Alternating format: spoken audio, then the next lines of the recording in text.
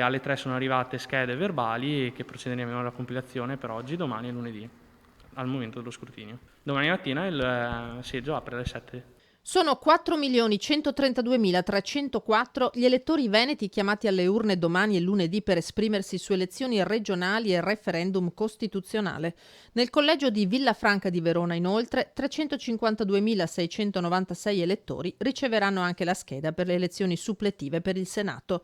40 invece i comuni al voto per rinnovare sindaci e consigli comunali, dei quali solamente 4 al di sopra dei 15.000 abitanti e quindi, se non si supererà la soglia del 50% dei consensi, a rischio secondo turno.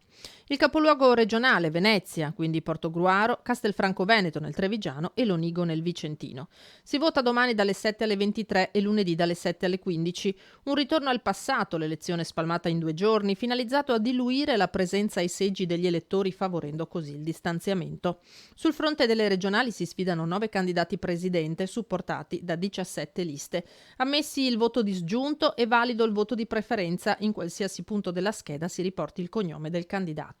In caso le preferenze siano 2, devono riferirsi ai componenti di una sola lista, uomo e donna. Il referendum costituzionale sul taglio del numero dei parlamentari, che ridurrebbe di 345 le presenze nelle 2 Camere, è confermativo, vale a dire che non prevede quorum. L'inizio dello spoglio delle schede è previsto dalle 15 di lunedì, cominciando proprio con quelle referendarie, a seguire le regionali. Solo martedì dalle 9 del mattino lo spoglio delle comunali. 8 i comuni al voto per il rinnovo dell'amministrazione a Padova e Belluno. Nella provincia montana, l'Ozzo di Cadore ha rinviato il voto per mancanza di candidature. 6 i comuni della città metropolitana di Venezia, a Verona e a Vicenza, 5 nel Trevigiano, 1 solo in provincia di Rovigo. Per accedere ai seggi è obbligatoria la mascherina e al momento dell'ingresso la sanificazione delle mani col disinfettante.